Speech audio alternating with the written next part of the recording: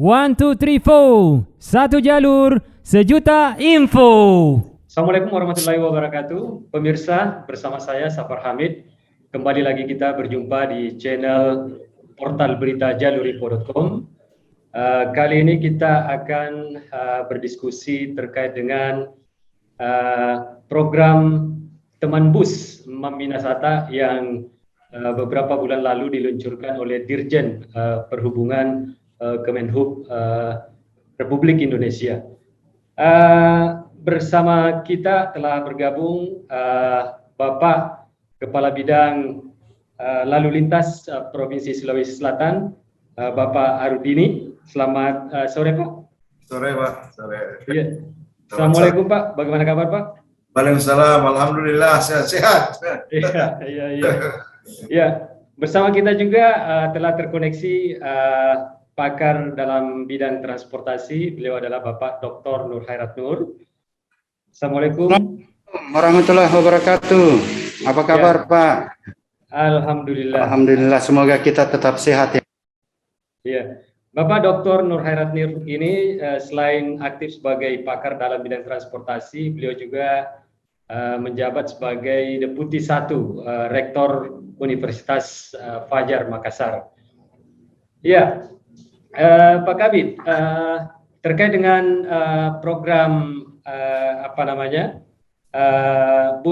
Teman Bus Meminasata ini disambut baik oleh kalangan masyarakat kita, tapi kita juga tidak bisa menutup mata bahwa ada beberapa kalangan yang melakukan demonstrasi terkait dengan rute yang dijalankan oleh bus Meminasata ini. Mungkin Pak Kabid bisa memberikan gambaran kepada kita sedikit terkait dengan kondisi dan progres terkini daripada jalannya program Teman Bus Meminasata ini. Silakan, Pak.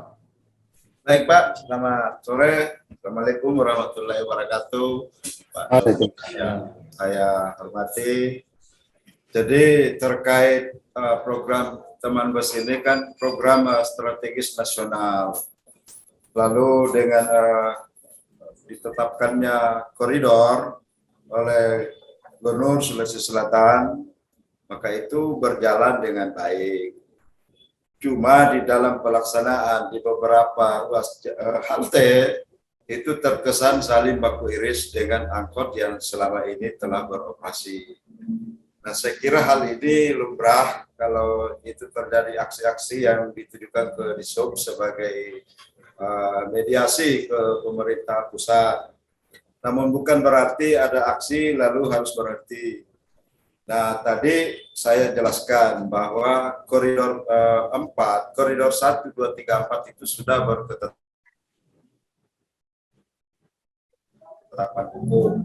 Tetapi di dalamnya penentuan beberapa halte menurut kriteria teknis itu juga harus berjalan. Tetapi di dalamnya tentu ada irisan-irisan. Nah, irisan-irisan ini juga yang kita harus dengar karena di dalamnya ada aktivitas masyarakat yang selama ini berjalan, kemudian angkot yang melayaninya, nah terkesan hilang dia punya mata pencaharian. Sehingga demo-demo yang berjalan selama ini saya anggap itu satu hal yang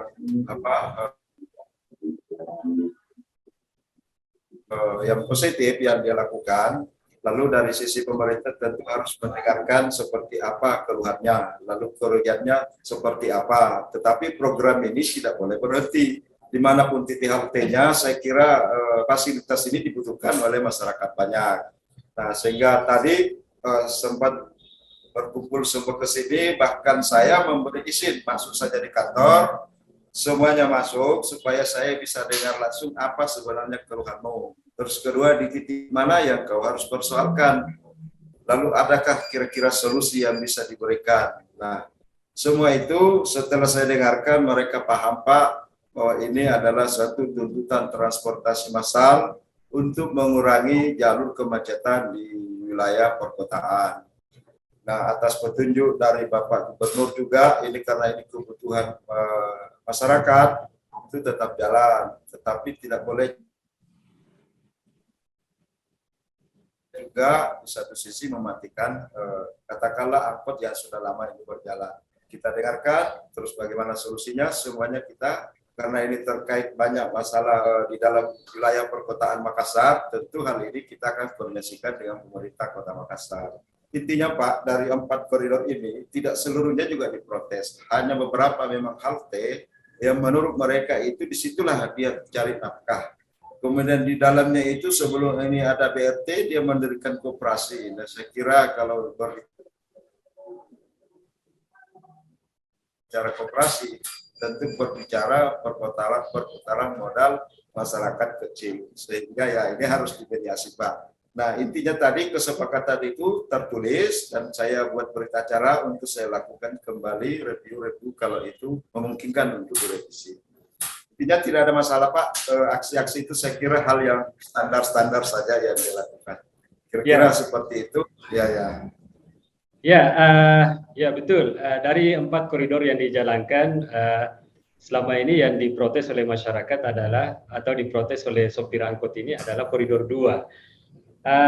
Pak Hairat, bagaimana Anda melihat hal ini? Ini kan kita menginginkan bahwa munculnya transportasi massal ini yang berbasis teknologi yang nyaman bagi masyarakat, ini tidak saling mematikan dengan PT-PT atau angkot kita. Bagaimana solusinya terkait dengan hal ini, Pak? Baik, saya kira ini merupakan suatu tunjuan kebutuhan ya, yang harusnya sudah lama ya, bahkan ditandai dengan keberadaan bus Damri di masa lampau dahulu ya. Namun kan pelayanan bus Damri sempat terhenti karena kemampuan biaya operasional itu tidak sebanding dengan pendapatan yang dihasilkan.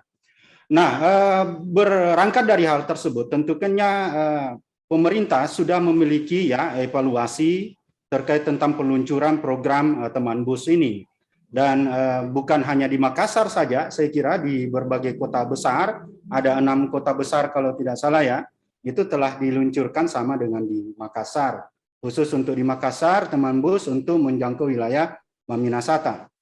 Nah, untuk itu maka harusnya memang master plan-nya ini harus segera rampung Pak ya. Saya dengar ini kan masih terus ya dilakukan proses, karena lewat master plan nantinya itu akan memperhitungkan bagaimana semua aspek ya, baik aspek sosial, aspek teknis, bahkan di situ nantinya akan dilihat bagaimana rute-rute yang ada, baik yang dilalui oleh teman bus maupun ya jalur untuk angkutan umum yang lainnya seperti PT-PT. Nah, seyogyanya memang ini menjadi suatu sistem yang dipikirkan secara subordinasi ya, secara menyeluruh ya. Kita lihat dengan sistem yang satu atap misalnya, karena kita tidak bisa memisahkan antara teman bus dengan PT-PT ini, karena masing-masing memiliki fungsi. Kalau untuk bus ini kan tentu juga hanya melalui jalur-jalur yang utama, tidak mungkin semua ya teman bus itu melalui jalur-jalur yang jalur-jalur lokal ya misalnya, atau jalur-jalur kolektor ya. Nah disinilah akan diisi oleh angkutan moda yang lain seperti PT-PT ya, angkutan Gojek misalnya, atau angkutan lainnya ya yang sejenis. Nah sehingga inilah saya kira perlu dipikirkan bagaimana menentukan ya, misalnya PT-PT ini sebagai feeder atau pengumpan ya, untuk bisa ya terkoordinasi dengan ya intermoda antara PT-PT dengan teman bus, sehingga terjadi ya sistem transportasi yang terkonektivitas ya, terkonek ya, antara baik itu antar intermoda maupun antar kawasan seperti itu.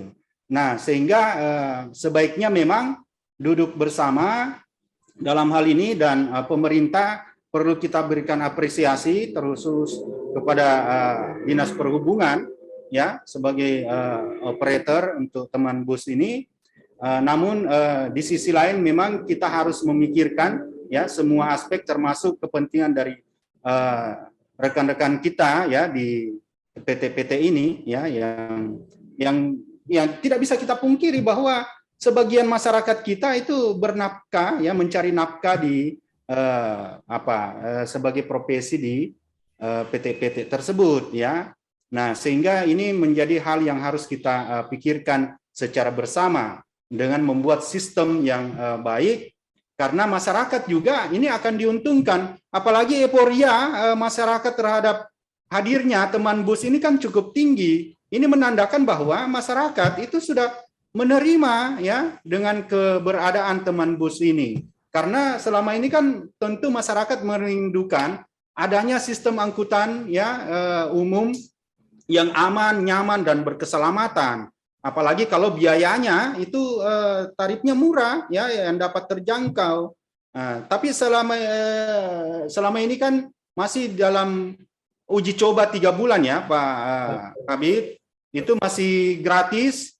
Nah, dan sekarang kan apalagi ditunjang dengan teknologi lewat aplikasi, ya, ada namanya, ya, sistem buy to service, ya, BTS. Nah, sehingga dengan adanya aplikasi itu kan masyarakat atau penumpang itu bisa melihat, ya, di mana-mana saja rutenya, koridor mana, berada di mana, ya, menuju ke mana, waktunya juga, jaraknya, waktu tempuh, jarak tempuh itu sudah bisa dilihat di situ. Sehingga inilah yang memudahkan bagi masyarakat dengan mendapatkan pelayanan. Nah, di sisi lain hal yang utama, yakni bagaimana kita mengharapkan dengan adanya angkutan umum ini, ya, sistem angkutan umum massal ini bisa mengurai, ya, kemacetan yang selama ini kita alami. Ya, di Makassar ini kan pertumbuhan jumlah kendaraan sangat tinggi, 9-14%, ya. Nah, sehingga ini juga harus dipikirkan, sementara laju pertambahan, ya, volume jalan itu kan tentu tidak sebanding dengan jumlah pertumbuhan kendaraan. Nah, kalau tidak dipikirkan, ya, segera dientaskan ini, ya, kita tidak akan inginkan suatu saat nanti orang akan sulit, baru mau keluar rumah saja itu sudah sulit, ya, langsung ketemu macet. Nah, dengan pertambahan jumlah penduduk, tentu kan orang mau melakukan kegiatan perpindahan dari satu tempat ke tempat yang lain. Nah, di sisi lain orang mau cepat. Nah, tentu, ya, menggunakan moda. Nah, kita lihat orang selama ini kan masih banyak menggunakan angkutan pribadi. Hasil penelitian saya, ya, yang saya lakukan, orang memilih masih menggunakan angkutan pribadi dalam rentang waktu belakangan ini karena orang masih menginginkan bagaimana bisa cepat, ya, waktu tempuhnya, bisa sampai di tujuan dengan cepat. Kemudian orang bisa aman, nyaman, ya, dan tentu dengan tarif, ya, biaya yang terjangkau. Nah, kalau angkutan umum kita ini belum bisa menghadirkan biaya yang terjangkau, ya, jangan harap, ya, orang akan mau berpindah. Kalau angkutan umum ini belum bisa memberikan, ya, kenyamanan, bahkan keamanan, ya, jangan harap orang akan mau berpindah. Nah, sehingga inilah yang kita harapkan dengan keberadaan program teman bus ini, kita harapkan harus dia dipikirkan semua aspek, duduk bersama, aspirasi ini bagian dari masyarakat yang tentu tidak bisa ditampilkan, karena di sini adalah kepentingan. Buat ini sebagai layanan, karena ke depan kalau tidak salah Pak Kabit, ya, nantinya pihak swasta akan diberikan sebagai operator, ya, sama dengan yang sekarang, dan nanti pemerintah tinggal membeli layanan tersebut. Ya, tidak apa-apa kita contoh misalnya, ya, di Jakarta itu kan sudah melakukan seperti itu dengan program Jaklingko-nya, bahkan dikelola oleh koperasi. Dikelola oleh koperasi, lalu pemerintah membeli layanan. Pemerintah tentu menyiapkan standar, ya, pelayanan yang ditetapkan oleh pemerintah, dan pihak operator atau pihak swasta harus mengikuti standar yang telah ditetapkan itu. Ya, Pak Kabit, salah satu harapan daripada Bapak PLT, Bapak Sudirman Sulaiman adalah mengharapkan bahwa program teman bus Maminasata ini tidak mangkrak seperti program BRT sebelumnya. Nah, apa langkah-langkah khusus yang diambil oleh Dinas Perhubungan dan stakeholder terkait untuk menyukseskan jalannya program ini, Pak? Baik Pak, jadi boleh mungkin saya izin menyampaikan melalui media ini.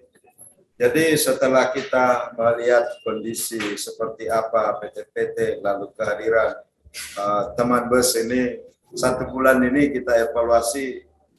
Sebenarnya dari evaluasi sementara kehadiran teman bus ini selama 1 bulan ini kita lihat itu sudah 1.425 kendaraan kita bisa tekan, kendaraan penggunaan pribadi Pak. Iya. Dari sisi kendaraan roda 2 itu sudah 2.850 per hari. Nah ini sangat bagus, sehingga langkah kira-kira apa yang perlu dilakukan oleh pemerintah, tentu pertama segera kita mapping itu koridor misalnya jalur sekunder itu mungkin tidak PT-PT yang boleh mengangkut ke jalan sekunder, jalur primer. Nah, tetapi karena ini belum di mapping dengan baik, sehingga ini saya kira tugas kami nanti dengan pemerintah Kabupaten Takalar, Kabupaten Goa, Minasata itu segera kami akan mapping. Jalurnya katakanlah PT-PT feedernya dari perumahan mana ke jalur primer, lalu bus ini tidak boleh juga masuk di jalur yang sekunder, sehingga sinergitas ini ruang-ruangnya itu selalu bekerja sama dengan baik. Nah, yang kedua, hal-hal yang katakanlah terlalu banyak irisan. Nah, sementara tuntutan hidup mereka ini PT-PT ini bukan harus menunggu 1 bulan, ini harus bersifat segera, sehingga di titik yang dia anggap di situ bisa menopang hidupnya, maka di situ kita akan lakukan perubahan-perubahan yang bisa saja kami pindahkan ke sampai Kota Takalar. Sehingga ini kita butuh, memang tidak boleh lama karena ini satu kebutuhan masyarakat yang sangat didam-damkan. Sehingga tadi juga saya menyampaikan ini tidak boleh dihentikan. Kedua, tidak boleh juga kita menutup mata bahwa dengan hadirnya ini teman bus, kita tata dengan sistem konektivitas nanti, maka PT-PT juga akan kebagian. Kenapa? Karena di satu sisi masyarakat itu sudah akan malas menggunakan kendaraan pribadinya karena ini sudah ada yang nyaman. Sehingga dari rumah misalnya ke titik primer itu dibutuhkan itu PT-PT. Nah, sehingga ya saya minta tadi dengan hati yang lapang, mohon bersabar. Semua itu kita akan pikirkan dalam waktu singkat. Nah, mudah-mudahan minggu depan ini saya undang nanti melalui forum lalu lintas. Saya akan bahas ini untuk segera kita sikapi dengan baik. Sehingga ya dengan penurunan yang 1 bulan ini, bayangkan Pak, kalau sudah 1.400-an kendaraan pribadi yang tidak berputar lagi di jalanan, itu sangat memberi dampak terhadap pengurai kemacetan di Kota Makassar. Nah itu kira-kira yang program pemerintah ke depan yang akan segera di mapping.